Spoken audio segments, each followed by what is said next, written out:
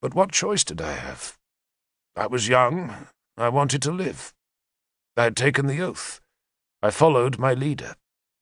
I killed no man who did not attack me. But what plea is that in the face of those sins? To my companions it seemed no sin at all. They were merely killing creatures of another tribe, another nation indeed, and that was justification enough for them. But I had been raised on the Tor, where we came from all races and all tribes, and though Merlin was himself a tribal chief and fiercely protective of anyone who could boast the name of Briton, he did not teach a hatred of other tribes. His teaching made me unfit for the unthinking slaughter of strangers for no reason other than their strangeness. Yet unfit or not, I killed. And may God forgive me that, and all the other sins too numerous to remember. We left before dawn. The valley was smoking, blood-sodden and horrid. The moor stank from the killing, and was haunted with the wailing cries of widows and orphans. Owain gave me a gold ingot, 2 silver bars, and a handful of coins. And, God forgive me, I kept them. Autumn brings battle. For all through spring and summer the boats ferry new Saxons to our eastern shore. And the autumn is when those newcomers try to find their own land. It is war's last fling before winter locks the land. And it was in the autumn of the year of Uther's death that I first fought the Saxons.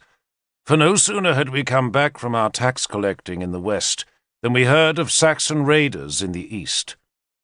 Owain put us under the command of his captain, a man named Griffith ap Annan, and sent us to aid Melwas, king of the Belgi, a client monarch of Dumnonia. Melwas's responsibility was to defend our southern shore against the Sace invaders, who, in that grim year of Uther's balefire, had found a new belligerence. Owain stayed at Caer Cadern, for there was a sharp squabble in the kingdom's council about who should be responsible for Mordred's upbringing. Bishop Bedwin wanted to raise the king in his household, but the non-Christians, who were the majority on the council, did not want Mordred raised as a Christian, just as Bedwin and his party objected to the child king being raised as a pagan. Owain, who claimed to worship all gods equally, proposed himself as a compromise. "Not that it matters what god a king believes in," he told us before we marched, "because a king should be taught how to fight, not how to pray." We left him arguing his case while we went to kill Saxons. Griffith ap Annan, our captain, was a lean, lugubrious man who reckoned that what Owain really wanted was to prevent Arthur from raising Mordred. "It isn't that Owain doesn't like Arthur," he hastened to add, "but if the king belongs to Arthur, then so does Dumnonia." "Is that so bad?" I asked. "It's better for you and me, boy, if the land belongs to Owain." Griffith fingered one of the gold torques around his neck to show what he meant. They all called me boy or lad, but only because I was the youngest in the troop and still unblooded by proper battle against other warriors. They also believed that my presence in their ranks brought them good luck, because I had once escaped from a druid's death pit. All Owain's men, like soldiers everywhere, were mightily superstitious. Every omen was considered and debated. Every man carried a hare's foot or a lightning stone, and every action was ritualized, so that no man would pull on a right boot before a left, or sharpen a spear in his own shadow. There were a handful of Christians in our ranks, and I had thought they might show less fear of the gods, spirits, and ghosts, but they proved every bit as superstitious as the rest of us. King Melwas's capital, Venta, was a poor frontier town. Its workshops had long closed down, and the walls of its large Roman building showed great scorch marks from the times when the town had been sacked by raiding Saxons. King Melwas was terrified that the town was about to be sacked again. The Saxons, he said, had a new leader who was hungry for land and dreadful in battle. "Why didn't Owain come?" he demanded petulantly. "Or Arthur? They want to destroy me, is that it?" He was a fat and suspicious man, with the foulest breath of anyone I ever met. He was the king of a tribe rather than of a country, which made him of the second rank, though to look at him you would have thought Melwas was a serf, and a querulous serf at that. "There aren't many of you, are there?" he complained to Griffith. "It's a good thing I raised the levy." The levy was Melwas's citizen army, and every able-bodied man in his Belgic tribe was supposed to serve, though a good few had made themselves scarce, and most of the richer tribesmen had sent slaves as substitutes. Nevertheless, Melwas had managed to assemble a force of more than 300 men, each carrying his own food and bringing his own weapons. Some of the levy had once been warriors, and came equipped with fine war spears and carefully preserved shields, but most had no armour, and a few had nothing but single sticks or sharpened mattocks for weapons. A lot of women and children accompanied the levy, unwilling to stay alone in their homes when the Saxons were threatening. Melwas insisted that he and his own warriors would stay to defend the crumbling ramparts of Venta, which meant that Griffith had to lead the levy against the enemy.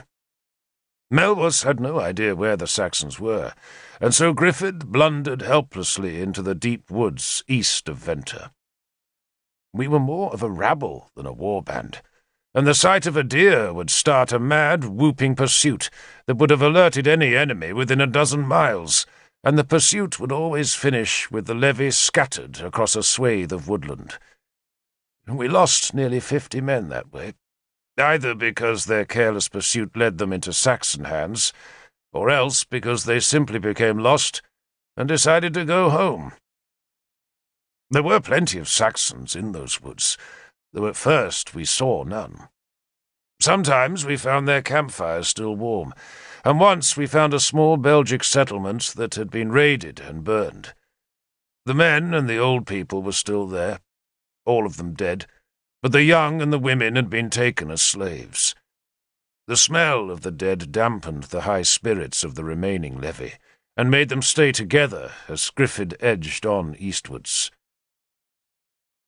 We encountered our first Saxon warband in a wide river valley, where a group of the invaders was making a settlement. By the time we arrived, they had built half a wooden stockade and planted the wood pillars of their main hall, but our appearance at the edge of the woods made them drop their tools and pick up their spears. We outnumbered them 3 to 1, yet even so Griffith could not persuade us to charge their well-knit, fierce, speared shield line. We younger men were keen enough, and some of us pranced like fools in front of the Saxons, but there were never enough of us to charge home, and the Saxons ignored our taunts, while the rest of Griffith's men drank their mead and cursed our eagerness. To me, desperate to earn a warrior ring made from Saxon iron, it seemed madness that we did not attack. But I had yet to experience the butchery of 2 locked shield walls, nor had I learned how hard it is to persuade men to offer their bodies to that grisly work.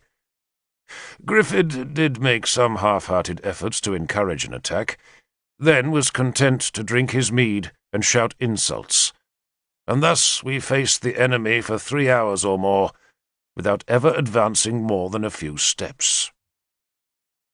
Griffith's timidity at least gave me a chance to examine the Saxons, who in truth did not look so very different from ourselves. Their hair was fairer, their eyes palely blue, their skins ruddier than ours, and they liked to wear a lot of fur about their clothes. But otherwise they dressed like us, and the only differences in weapons were that most Saxons carried a long-bladed knife that was wicked for close-quarter work, and many of them used huge, broad-bladed axes that could split a shield with one stroke. Some of our own men were so impressed by the axes that they carried such weapons themselves, but Owain, like Arthur, disdained them as clumsy. You cannot parry with an axe, Owain used to say, and a weapon that does not defend as well as attack was no good in his eyes. The Saxon priests were quite different from our own holy men, for these foreign sorcerers wore animal skins and caked their hair with cow dung, so that it stood in spikes about their heads. On that day in the river valley, one such Sais priest sacrificed a goat to discover whether or not they should fight us. The priest first broke one of the animal's back legs, then stabbed it in the neck and let it run away with its broken leg trailing. It lurched, bleeding and crying, along their battle line, then turned towards us before collapsing on the grass. And that was evidently a bad omen, for the Saxon shield line lost its defiance and summarily retreated through their half-built compound, across a ford, and back into the trees. They took their women, children, slaves, pigs, and herd with them. We called it a victory, ate the goat, and pulled down their stockade. There was no plunder. Our levy was now hungry, for in the manner of all levies they had eaten their whole supply of food in the first few days, and now had nothing to eat except for the hazelnuts they stripped from the wood's trees. That lack of food meant we had no choice but to retreat. The hungry levy, eager to be home, went first, while we warriors followed more slowly.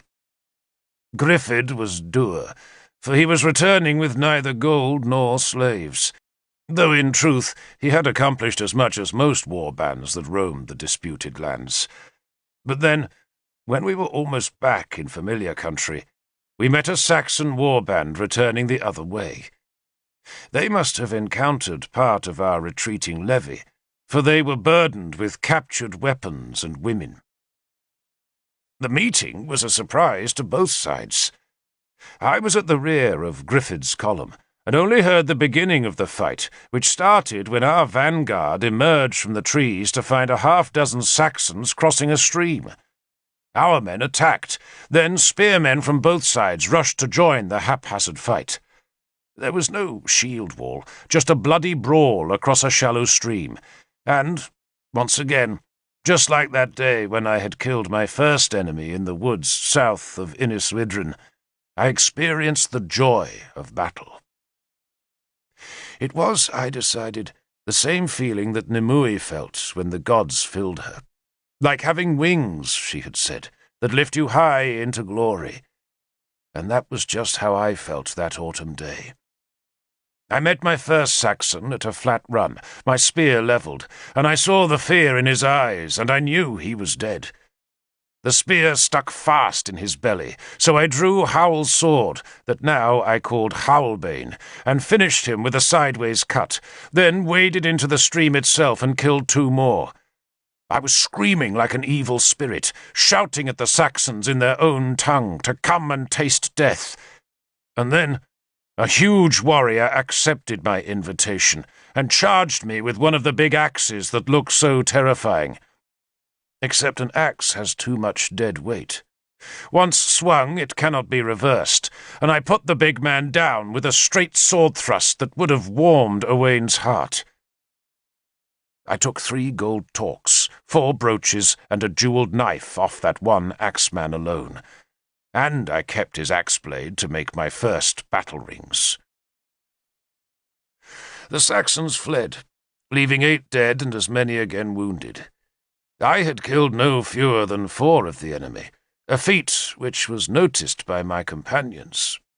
I basked in their respect, though later, when I was older and wiser, I ascribed my day's disproportionate killing to mere youthful stupidity. The young will often rush in where the wise go steadily. We lost 3 men, one of them Licat, the man who had saved my life on the moor,